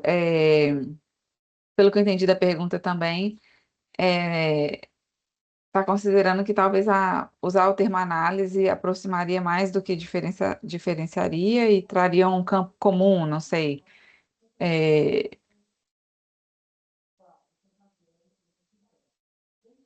E aqui no CLIR a gente trabalha com o ciclo da política pública e até um pouco por causa desse problema a gente reformulou o ciclo, né? Então eu posso até mandar aqui um material. A gente tem um guia que publicamos ano passado, e nesse guia tem essa discussão sobre atualizar o ciclo da política pública, mas basicamente era que a gente fazia o ciclo da política com a avaliação como uma fase. Mas a gente vê hoje que a avaliação ela pode estar em qualquer etapa, como o Rodrigo estava apresentando. A gente pode ter uma avaliação na etapa de desenho. A avaliação ela não se concentra nessa fase de resultados. A gente mudou o nome da fase para resultado e, de certa forma, tirou a avaliação de dentro do ciclo para ela poder ficar no lugar que ela está, que na verdade é fora, né? Assim, ela em todas as etapas do ciclo da política pública pode ter avaliação. Então, a gente tem preferido usar dessa forma no CLIR, né? Não sei como é que é Até eu conseguir abrir aqui, vou compartilhar rapidinho. Aqui, olha, a gente tem aqui, ó, o ciclo da política pública. Hoje no CLIR a gente apresenta dessa forma, respondendo aqui ao Simoni. Identificação do problema, formulação da política, implementação, e aí esse número 4 aqui que está em azul claro, antes a gente chamava de avaliação, agora a gente chama de resultados e impactos, porque é o momento após a implementação onde vão ser verificados os resultados e impactos, e a avaliação vai ser uma ferramenta de pesquisa, de produção de conhecimento, de diálogo, de tomada de decisão, que vai perpassar todo esse ciclo. Então, essa seria um pouco a perspectiva do CLIR, mas eu queria ouvir também, Anne, se teve esse tipo de discussão, né? Vocês estão tendo muito essa discussão no grupo temático, como que tem sido para vocês essa discussão conceitual e também partindo, né, imagino, um pouco da NBASP também. Claro, queria agradecer, Simone, pela pergunta, realmente é uma reflexão muito interessante. E, Lorena, eu acho que a nossa perspectiva, né, se alinha muito com o que você colocou agora, da perspectiva também do CLIA, porque a gente tem, eu coloquei na minha apresentação logo no início, aquela ideia de objetivos que a NBAS 9020 traz para a avaliação do ponto de vista dos tribunais de contas, e a gente vê que vai desde o fortalecimento de práticas de planejamento até realmente a avaliação de impacto de uma política, geração de insumos para accountability, fortalecimento de capacidades. Então, você vai passar por todas essas etapas do ciclo, gerando informação que possa colaborar para o aperfeiçoamento da política como um todo, em diferentes momentos, desde o desenho até pensando em ajustes que ela possa sofrer ao longo da sua execução, ou a reformulação, ou descontinuidade, enfim. Então, a gente, no grupo, né, no GT, a gente discutiu muito isso bem no início, né, Rodrigo e Vânia lembram, sobre como que chamar, qual era a delimitação, e a conclusão que a gente chegou lá é que a agenda é de avaliação, né, a agenda de monitoramento e avaliação já é clássica no mundo todo, está posta, e que a gente precisa se inserir como um ator nesse ecossistema de geração de evidências para informar políticas públicas. E nessa inserção dos tribunais como atores, a gente se propõe a inserir na agenda de avaliação nessa perspectiva mais ampla, colaborando com diferentes etapas, gerando realmente essa informação que pode, a partir de articulação, de consensualismo, de uma nova postura, do controle externo, gerar colaboração para o aperfeiçoamento das políticas. Então, é bem nessa linha. Sobre a diferenciação da auditoria operacional, nós também discutimos bastante isso no grupo, e entendemos que, na verdade, a auditoria operacional é um dos caminhos, um dos instrumentos que a gente pode utilizar dentro dessa perspectiva mais ampla de avaliação. Então, a própria NBAS 9020 traz a auditoria operacional como uma possibilidade de caminho dentro da avaliação, seja gerando informação para avaliação ou sendo utilizado como um instrumento. Hoje, o que a gente tem de diferença é que nos tribunais de contas, a auditoria operacional já está normatizada, consolidada, então ela tem um fluxo processual estabelecido. O Rodrigo falou, né? Lá eles precisaram criar uma auditoria operacional para poder fazer o trabalho de avaliação, que ainda não tem um instrumento específico. Isso é muito mais da burocracia interna do tribunal. Então, construir ali um instrumento fiscalizatório que vai ter um processo, que vai ter um relator, que vai ter um julgamento, e a auditoria operacional tem isso. Tem a etapa de elaboração de um plano de ação, tem a etapa de monitoramento previamente definida no regulamento. A avaliação, a gente vai ter casos como lá no TCE Goiás, né, que a gente vai falar, que foi criado um instrumento específico de avaliação seguindo o fluxo da 9020. No TCRN, por exemplo, a gente começou focando em gerar informação para o gestor. Então, o primeiro instrumento que a gente desenvolveu lá foi a síntese de evidência. Então, a gente faz toda a revisão das melhores evidências existentes na literatura, em documentos técnicos, literatura cinzenta, para construir alternativas de solução para um determinado problema público, sintetiza isso em um documento que é debatido com os gestores, cria notas técnicas, tudo isso material orientativo. Não tem nada que seja que impõe ao gestor uma determinada conduta, mas a gente começou a trabalhar a cultura de informar os gestores para que eles tomem melhores decisões. A partir daí, a gente, em paralelo, desenvolveu também auditorias operacionais em várias áreas, e agora a gente está desenvolvendo a proposta de normatização do PCRN, é uma proposta de normatização de práticas de avaliação. Aí essas práticas de avaliação vão incluir a auditoria operacional, só que mudando o desdobramento dela, a gente não vai para o caminho tradicional de determinação de elaboração do plano de ação, a gente vai para um caminho de solução técnica consensual, para depois monitorar, a síntese de evidência, o observatório de políticas públicas e os levantamentos de produção do conhecimento. Então, a gente está montando, na verdade, uma forma de acompanhar o problema público e a sua evolução ao longo de diferentes etapas, a partir dessas práticas de avaliação. Não sei se eu consegui responder, Simone, mas, assim, a nossa visão ela tem se ampliado bastante nas discussões com o grupo para tentar utilizar o termo avaliação como um termo que nos insere na agenda e trazer a NBAS 9020 como algo que vai nos ajudar a colaborar como um ator no no ecossistema aí de avaliação. Mas é isso, acho que a Vânia já voltou, né, Lorena?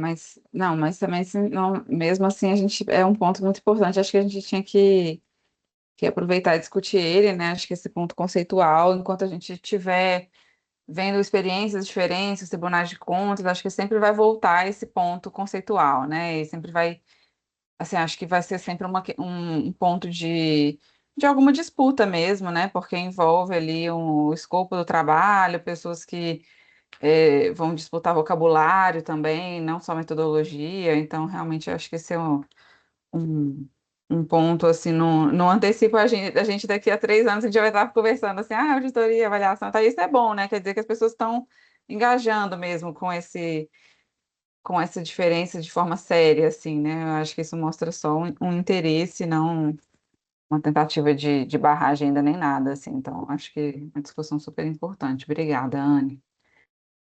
Eu vou compartilhar aqui a apresentação da Vânia.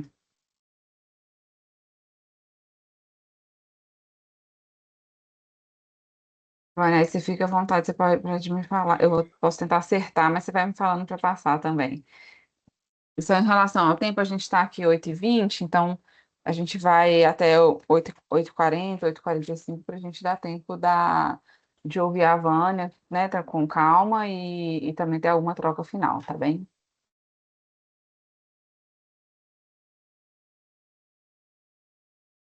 Tá no mute, Vânia. Vou falar um pouco da experiência do Tribunal de Contas do Estado de Goiás na avaliação de políticas públicas, né? Vou tentar passar assim por toda essa evolução institucional da avaliação no tribunal. Pode passar. Então, né, o que eu já falei, a gente vou tentar trazer essa evolução institucional do tribunal. O tribunal começou a discutir a avaliação de políticas públicas depois da publicação da NBASP 9020, né? Depois que a GAID 9020 foi incorporada às NBASPs pelo IRB. Então, em 2022, foi criado um serviço específico para avaliação de políticas públicas. A resolução administrativa que trata da organização do tribunal foi alterada para a instituição dessa unidade específica de avaliação. Esse serviço ele foi de fato implementado apenas em 2024, mas desde 2022 já existia um grupo ali no tribunal estudando sobre avaliação, sobre como iniciar essa avaliação. E aí é importante destacar que o movimento no Tribunal de Contas do Estado de Goiás, ele teve um caminho um pouco diverso de outros tribunais, né? Foi um movimento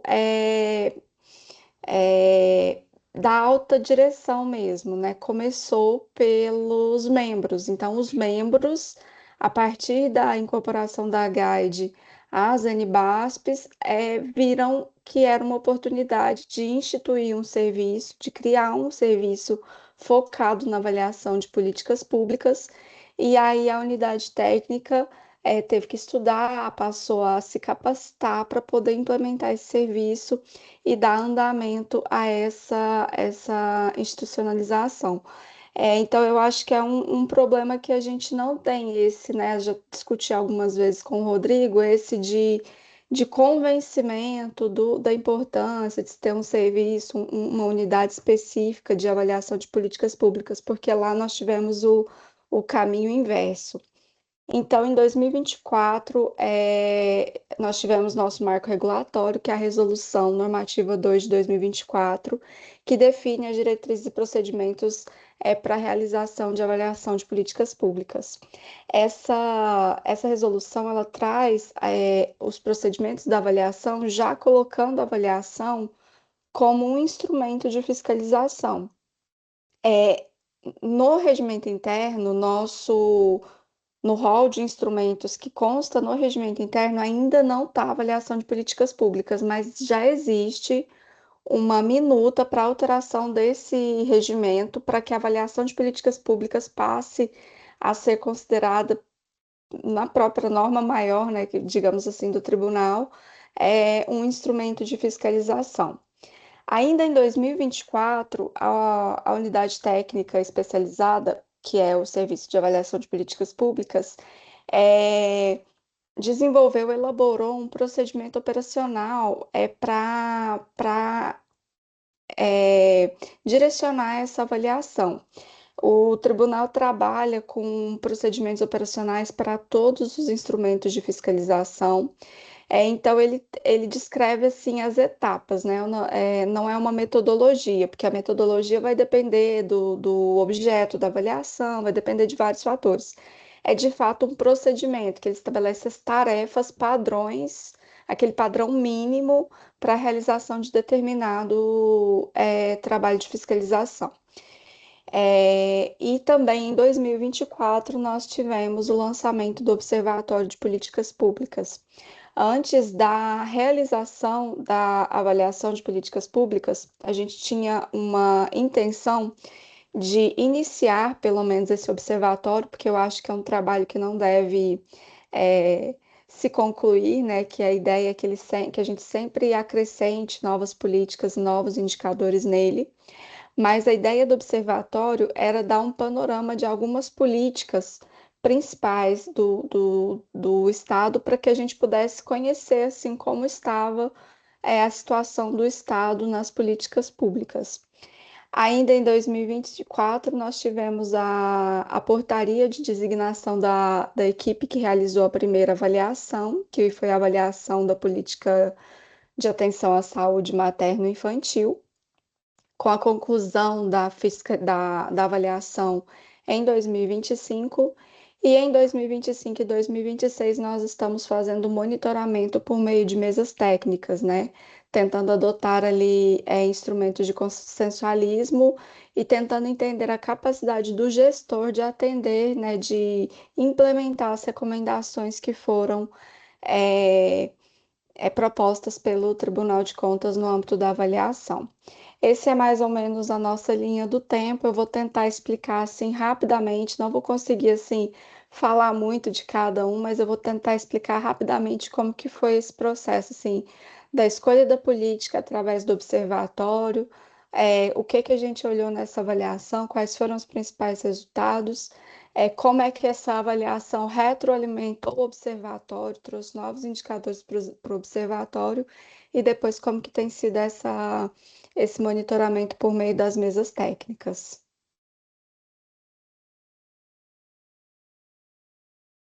Pode passar. Então, o Observatório de Políticas Públicas, como eu comentei, é um portal, né, onde a gente agrega ali informações sobre as principais políticas públicas em execução pelo Estado de Goiás. Não é um observatório focado apenas nos dados do Estado, porque a gente acha que é importante ter uma comparabilidade, então a gente traz dados de todos os estados, né? São dados abertos, então a gente está falando de indicadores normalmente assim de resultado, de impacto, mais gerais que a gente consegue em fontes oficiais, né? Ministério da Saúde, Ministério da Educação, então são esses tipos de informações que a gente traz. A ideia é sistematizar em uma linguagem gráfica e acessível esses indicadores e os dados associados a cada política. E os objetivos é levar a transparência, induzir melhoria de políticas públicas e orientar a estratégia do controle externo.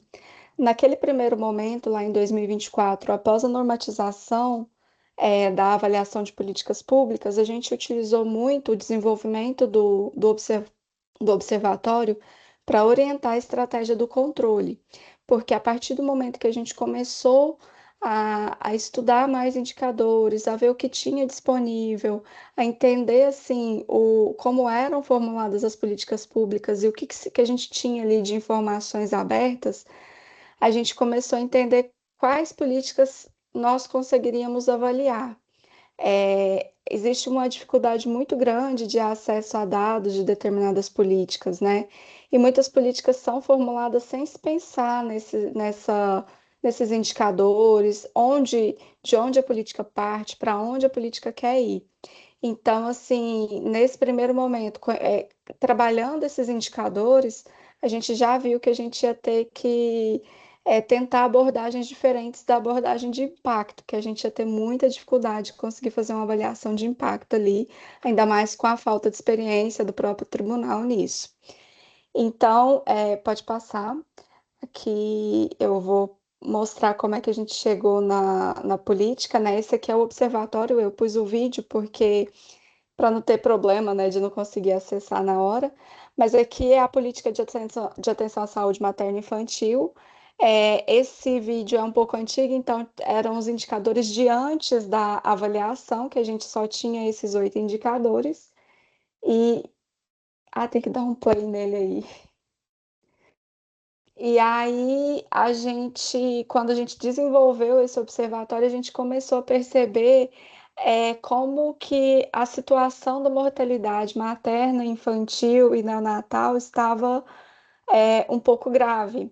E são indicadores que estão nos ODS e no Pacto da Primeira Infância. Aqui eu dou uma navegada no observatório, né, para o pessoal ter uma ideia do que o observatório traz, né? Dá para filtrar por ano. E aí, no ano de 2021, a gente tem essa situação da mortalidade materna, foi o que chamou a atenção, né? Foi o ano da pandemia, e aí a mortalidade materna aumentou demais. E aqui a gente traz a série histórica das regiões, dos estados e do Brasil. Justamente para essa comparabilidade, né, de como está o estado frente aos outros estados. Esse filtro aí são os estados do Centro-Oeste. No observatório, a gente também traz uma nota técnica com todo o detalhamento do indicador, metodologia de cálculo, as fontes que foram consultadas, e a gente também traz um portal de dados abertos, onde é possível fazer o download dos dados que a gente utiliza para elaboração da parte gráfica. Então, assim, a partir do observatório, a gente viu essa situação, esse panorama geral da política de atenção à saúde materna e infantil, e começamos a estudar um pouco sobre. Pode passar, Lu. E começamos a estudar um pouco sobre a política que a gente tinha intenção, né, de sugerir avaliação. E nós identificamos que o Estado estava fazendo uma reestruturação muito grande nessa política. A política de atenção à saúde materna e infantil é uma política que ela é executada nos 3 níveis, né, nas 3 esferas de governo, né, na União, nos estados e no município. E no estado de Goiás, por muito tempo, o estado não teve uma política específica de saúde materna e infantil. Era uma extensão da política nacional. E a política nacional ela passou por diversas mudanças, né? De 2011 até 2018, a gente teve uma política que se chamava Rede Cegonha. Em 2018, com a mudança de governo, essa política passou a se chamar Rede de Atenção Materna e Infantil. E agora, em 2022, com a entrada de outro governo, houve uma nova reestruturação. E nesse momento, o Estado decidiu criar sua própria política com especificidades aqui locais, né? Então, trouxeram outras diretrizes, outras formas de atuação junto aos municípios, e essa política se chama Rede Nascer. E é uma política, assim, que se alinha à política federal, mas ela vai um pouco além da política federal. A política federal que foi alterada foi a Rede Aline, né? Passou de rede materno-infantil para a Rede Aline. Então, aproveitando essa reestruturação que foi muito grande, a gente entendeu que seria viável fazer uma avaliação com caráter ex ante, já que a gente já sabia dessa dificuldade de dados, de indicadores, de dados da gestão, ainda mais que aqui para a gente tem uma peculiaridade, assim, em relação a alguns outros tribunais, né? Aqui no estado a gente tem Tribunal de Contas do Estado e Tribunal de Contas dos municípios, então a gente tem essa questão da jurisdição também. Então foi uma avaliação direcionada à dimensão da relevância, onde a gente focou nas abordagens de diagnóstico do problema e de desenho da política. No momento em que a portaria da avaliação foi publicada, somente a portaria da política tinha sido publicada. Ainda estavam em execução as ações antigas, né, da antiga política, mas a Secretaria de Saúde estava fazendo o desenho de rede, estava elaborando minuta de portaria de financiamento. Então, de fato, a gente acompanhou toda essa formulação da política. E o objetivo foi que conseguir entregar um relatório com sugestões de melhoria antes dessa implementação, para que fosse possível adaptar, né, de fato, contribuir com melhorias para a política. Pode passar.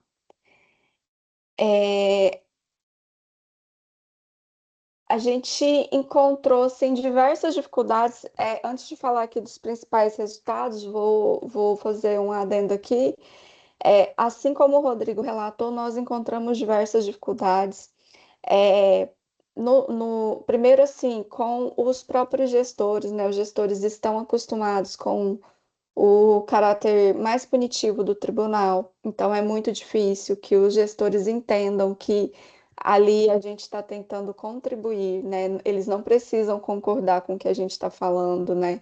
A gente tentou fazer algumas coisas, algumas discussões, algumas oficinas assim, de ferramentas, mas a gente não conseguiu justamente por conta disso.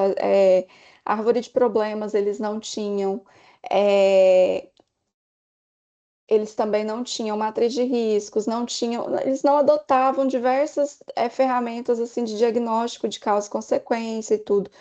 E quando a gente tentava trabalhar isso com eles, parecia que a gente estava falando sozinho, porque nós sugeríamos alguma coisa e eles falavam, não, ok, é isso mesmo. Então, assim, não tinha uma discussão de fato. Então, quando a gente percebeu isso, a gente recuou um pouco e tentou não fazer mais essa colaboração assim, dessa forma, porque a gente percebeu que dessa forma a gente acabaria extrapolando um pouco o que a gente entende que é o limite de atuação do tribunal, né? A gente não pode se colocar como o autor da política, a decisão tem que ser do gestor do órgão responsável pela política. Então, nós analisamos todo o conjunto de documentos que eles apresentaram e aí a gente apontou tudo que a gente entendia que era que precisava de melhoria, né? Então, a gente viu que tinha lacunas na identificação do problema. Vou dar um exemplo. O problema que eles identificaram foi a morbimortalidade materno-infantil. E quando a gente olhar o diagnóstico deles, eles não tinham um dado sobre morbidade. Então, assim, eles mostravam em diagnósticos situacionais as, a, a elevação da mortalidade materna, a dificuldade de, de fazer um pré-natal de qualidade, mas não tinha um dado de morbidade. Como é que eles dizem que isso é um problema se eles nem conseguem ter acesso a esse dado de morbidade? Não tinham um indicador. Eles também tinham essas limitações na identificação de causas e consequências. Eles não conseguiam identificar qual era a causa raiz ali para a ser resolvida para se resolver esse problema. Então, assim, eram problemas assim de adoção de ferramentas mesmo que pudessem colaborar com essa formulação da política. Também tinham problemas no alinhamento das demandas da população, porque não houve escutativa antes da formulação da política e de prioridades governamentais. Que ficou claro para a gente, assim, quando a gente viu que a todo momento se falava que era uma prioridade governamental, tinha um, um artigo na portaria dizendo que a política era uma prioridade do governo, mas não tinha um programa no PPA, não tinha um produto no PPA, não tinha uma ação orçamentária. E, de fato, assim, a prioridade governamental, ela se concretiza por meio de recurso público, né? Quando você não tem, é difícil executar essa política. No desenho da política, a gente identificou algumas fragilidades ali no modelo lógico, na teoria da mudança, a ausência de metas e indicadores claros e mensuráveis, a ausência de ação orçamentária específica e os mecanismos de governança e gestão incipientes. E além disso, né, transcendendo um pouco assim o diagnóstico do problema e o desenho da política, a gente viu que o Estado, existe na Constituição a previsão de um sistema permanente de monitoramento e avaliação de políticas públicas que até hoje não foi regulamentado. Então, assim, a gente vê que a ausência desse sistema, ela dificulta essa institucionalização da avaliação pelos órgãos executores das políticas. Pode passar, Lorena, por favor. Então, assim, esses foram nossos achados. Nós fizemos recomendações, achados assim, a gente chama de resultados. A gente está acostumado a falar achado, mas achado é tão auditoria, a gente chama de resultados. Mas a gente fez algumas recomendações com foco nesses resultados. E antes de passar para a mesa técnica, para falar um pouquinho da mesa técnica, eu queria voltar no observatório, porque após a avaliação, um dos problemas que a gente teve foi essa questão dos indicadores, que o próprio Estado definiu nessa portaria da política um painel mínimo, um conjunto mínimo de indicadores de qualidade. E eles não tinham esse painel de acompanhamento, então eles não tinham uma linha de base de como estavam esses indicadores no momento em que eles iniciaram, assim, no momento em que eles falaram, vamos fazer a política. E aí a gente sempre falava, não, mas cadê o painel? Vocês estão acompanhando? E nunca tinha. E a gente incorporou os indicadores que a gente tinha acesso por meio de dados abertos ao observatório, que é uma maneira da gente fazer esse monitoramento também, né? Se a gente consegue monitorar, por que que eles não estão monitorando, né? Foi meio nesse sentido, de tentar induzir, assim, por esse lado. Aí pode passar, também é um vídeo. Aí aqui eu vou mostrar o indicador, a gente acrescentou outros indicadores depois daqueles 8 que eu tinha mostrado inicialmente, e um deles foi esse, o número de consultas pré-natal por gestante. E aí é um indicador da Rede Nascer, a gente colocou a logo da Rede Nascer para saber que é um indicador que a gente está monitorando em razão da avaliação. E para esse indicador a gente fez algo até diferente. A gente trouxe, além de todos os estados, a gente trouxe todos os municípios do Brasil também. Porque como são dados abertos, a gente tem acesso ao dado de todos os municípios. Dá para a gente fazer sem custo adicional, dá para a gente incluir sem custo adicional todos os municípios no observatório. Aqui eu estou filtrando, eu acho que eu estou filtrando Florianópolis, que eu tinha feito isso para uma apresentação em Santa Catarina. Então, eu filtrei Florianópolis, Santa Catarina e Florianópolis. E aí ele segue o mesmo padrão dos outros, né? O detalhamento, metodologia, as fontes, os dados abertos, tudo que já tinha nos outros indicadores. E a ideia é que a gente consiga voltar aos outros que a gente já tinha feito antes e acrescentar os municípios também. Então, assim, a avaliação, ela acaba retroalimentando o observatório. O observatório, ele vai servir de base para a gente ver, assim, ter uma ideia de qual política é viável para a gente avaliar, e depois, pela avaliação, a gente tem duas saídas, né? A gente tem a saída do relatório para o órgão, onde a gente vai trabalhar as recomendações por mesa técnica e tudo, e também a saída de indicadores para o observatório, onde a gente faz um monitoramento, assim, não formal, vamos dizer assim, né? A gente vai monitorando ali pelo observatório e também serve de controle social. Pode passar, por favor. E aí a gente chega na mesa técnica, pode passar. A mesa técnica é um instrumento recente do tribunal, foi instituído em 2025, né? A gente já tinha um instrumento da avaliação, a gente já estava finalizando a avaliação, mas quando a gente viu a resolução, a gente resolveu colocar na nossa proposta de encaminhamento para que o relator fizesse o monitoramento por meio de mesa técnica. O objetivo da mesa técnica, a resolução traz, que são esses objetivos, né? Oportunizar o compartilhamento de informações técnicas e demais elementos necessários ao esclarecimento e eventual superação de matérias controvertidas, fomentar as funções pedagógica, articuladora, indutora do controle externo e promover o diálogo e a cooperação entre o Tribunal de Contas do Estado de Goiás e seus jurisdicionados, e construir soluções consensuais legitimadas pelo debate técnico e pelo aumento informacional de forma a proporcionar maior segurança jurídica aos envolvidos. Então, nós propusemos lá no nosso relatório, na proposta de encaminhamento, que ao citar os órgãos, o órgão, né, a Secretaria de Saúde, para apresentar o plano de ação, que o conselheiro convocasse uma mesa técnica para, antes da apresentação do plano de ação, a gente discutir esse plano de ação.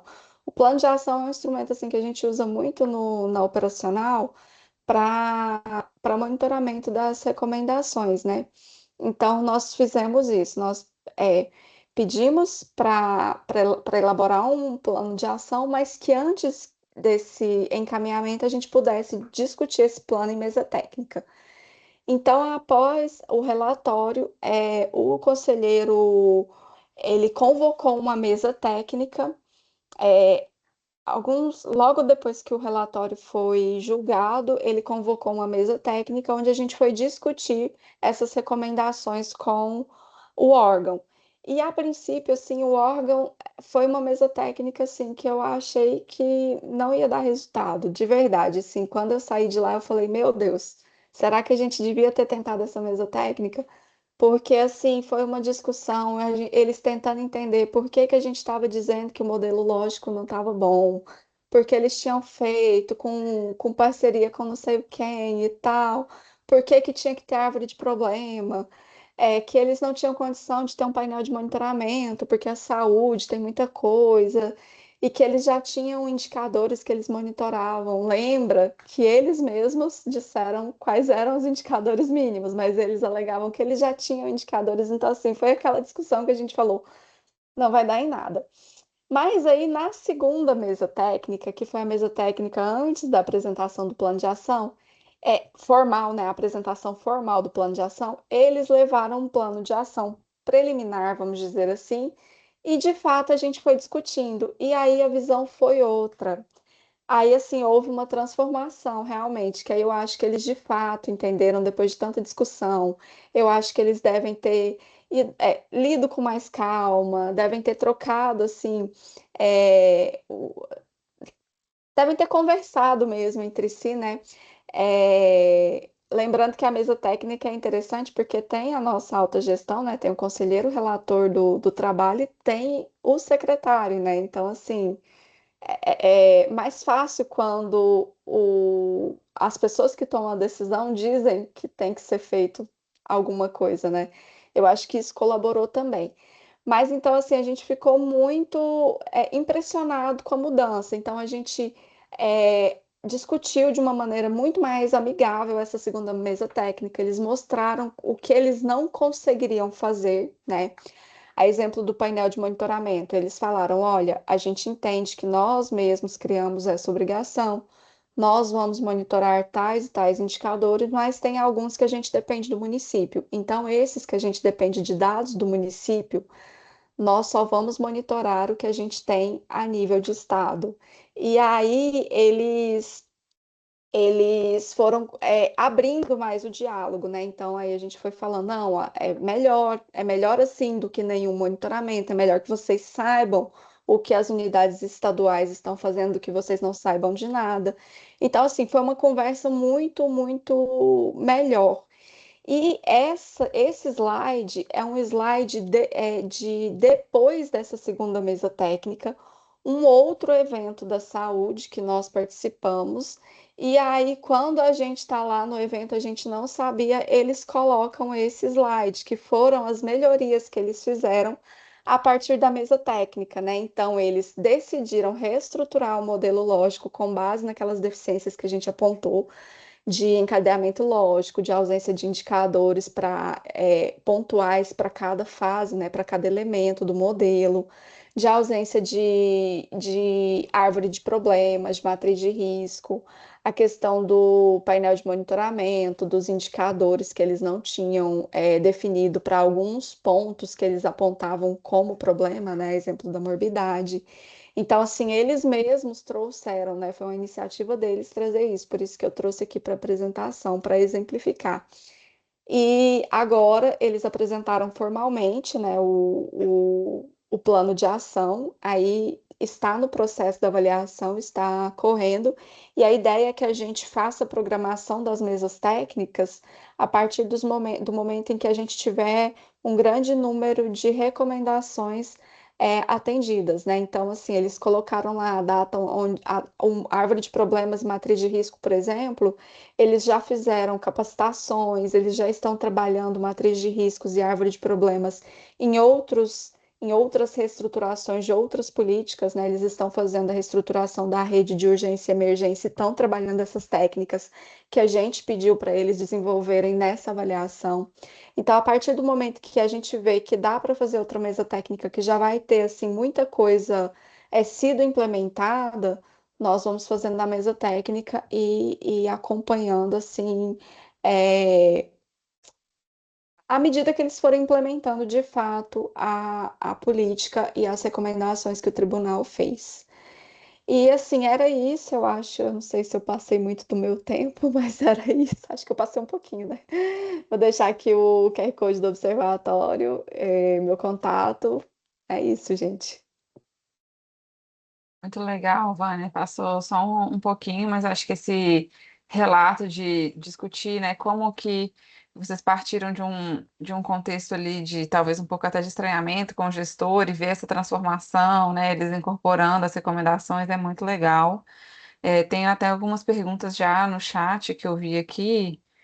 É, Luiz, do TCE da Paraíba, também perguntou: a mesa técnica é iniciada a partir de qual tipo de procedimento? Para você comentar um pouco mais aí dessa questão técnica, né? A mesa técnica, ela pode ser, ela não precisa ser fruto de um instrumento de fiscalização específico, né? Lá, de acordo com a resolução, é uma prerrogativa do conselheiro relator convocar a mesa técnica quando existem, né, aquelas questões que eu coloquei, quando existem é, alguns pontos de discussão, de divergência, para apresentação de plano de ação, é uma previsão que a resolução traz, e quando é um assunto, quando são objetos assim que exigem esse consensualismo, né? É uma prerrogativa do conselheiro.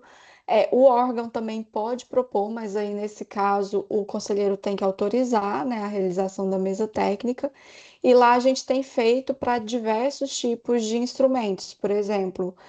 Vou dar um exemplo assim que foge muito assim do que da avaliação, que já é mais consensual, nas contas de governo, né? Esse ano a gente já teve o sorteio no início do ano, né, do relator das contas de governo 2026, que é o que as contas serão entregues só o ano que vem. Essa coisa de tribunal é meio confusa, gente, mas assim. Mas aí, lá no tribunal, a gente faz um acompanhamento das contas, né?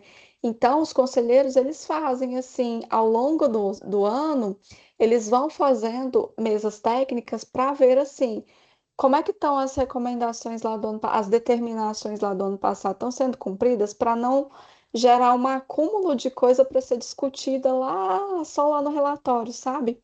Então, assim, existem diversas formas. Eu vou deixar o link da resolução aqui para vocês, que você consegue olhar lá, assim, e tem funcionado bem.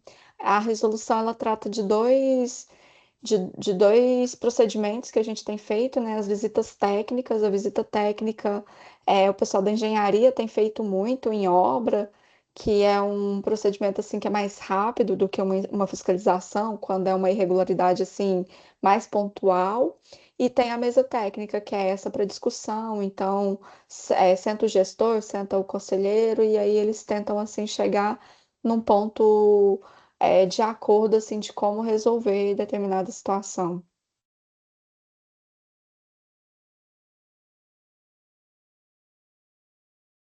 Bacana, acho que respondeu bem a questão de Luiz. Não sei se tem aqui mais alguma questão, gente, que algum participante tenha para trazer. Deixa eu ver aqui. O pessoal está agradecendo aqui. Assim, a gente está chegando aqui no fim do nosso tempo, né? Eu até tinha falado que talvez a gente terminasse antes, mas o debate estava muito bom, teve muita coisa para trazer, então eu fico feliz e estou vendo que o pessoal continua aqui.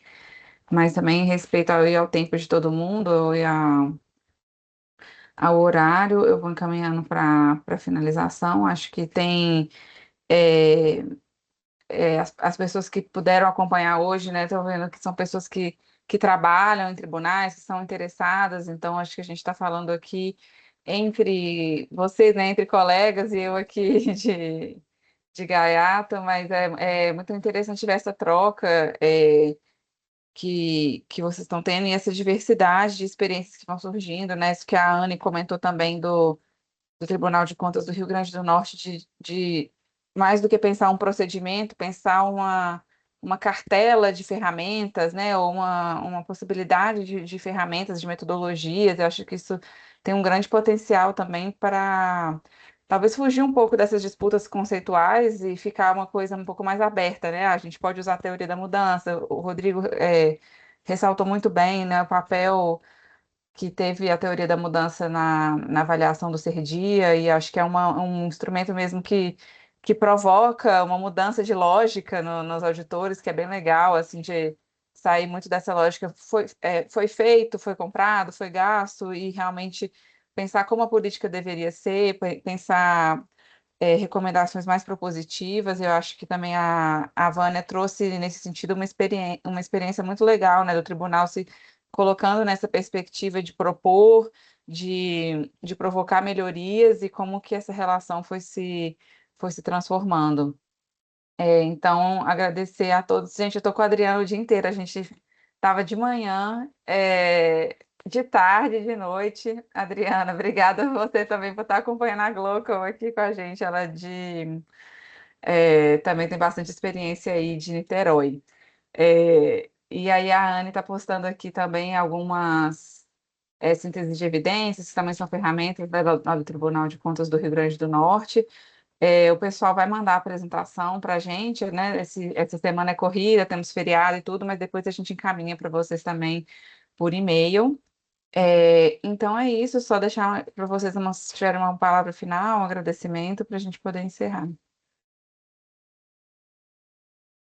Vou falar Sem rapidinho ordem, aqui, Então vai, foi um Rodrigo. prazer enorme aqui participar, assim, do convite da Fabrícia e da Lorena de fazer, né, é um pouco do desafio, né, da gente montar aqui, a gente nunca tinha feito isso, tomara que a rede possa liderar e ter outros eventos desses no futuro, para poder se integrar cada vez mais, né, com a rede de monitoramento e avaliação de políticas públicas, principalmente aqui que é tocada também pelo CLEAR. Então, obrigado pelo carinho de vocês, pela organização, foi muito bacana trocar experiência aqui.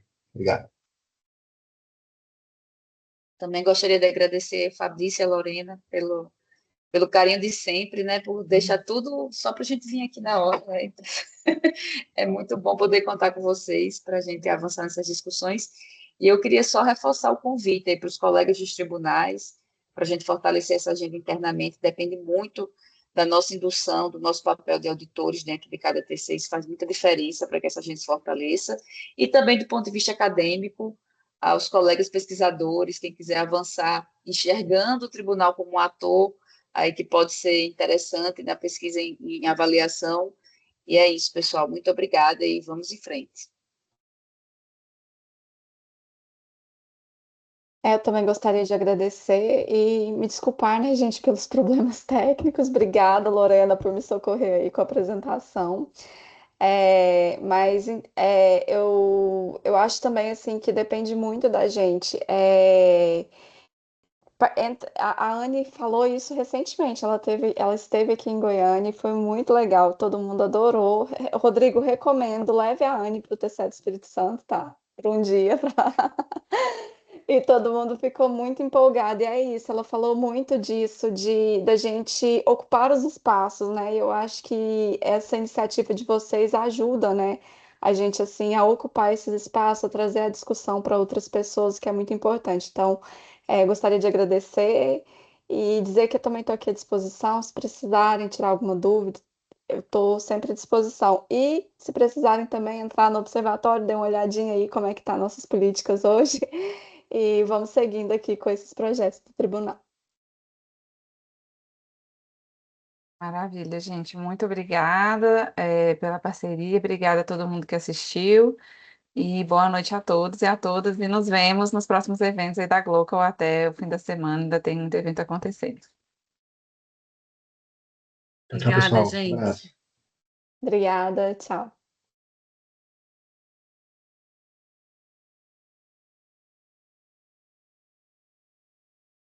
Tchau, tchau, gente. Tchau.